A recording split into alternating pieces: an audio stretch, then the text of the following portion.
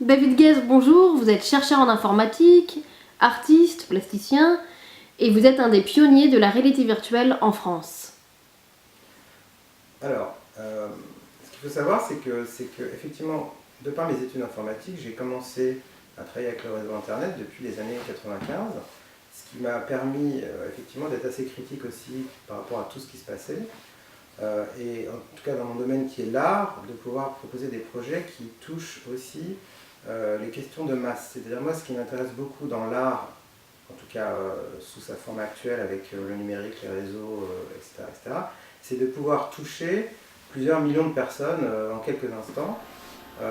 Et donc tout mon objectif, moi, ça a toujours été de dire, de faire des passages entre le virtuel, ce qu'on appelle le virtuel, et le réel. C'est-à-dire de créer des projets qui vont à un moment donné changer quelque chose dans la société. Alors d'une façon assez modeste, mais en créant des portails de télé libre, en créant des jeux vidéo humanitaires où j'essayais de changer un peu les rapports entre la fonction classique de l'humanitaire qui veut dire on fait des dons et ensuite avec ces dons il y a une entreprise intermédiaire qui va permettre de donner à manger aux gens, de construire des choses, etc. J'ai créé dans les années 2008 un jeu vidéo en fait où chacun pouvait participer en jouant aux jeux vidéo.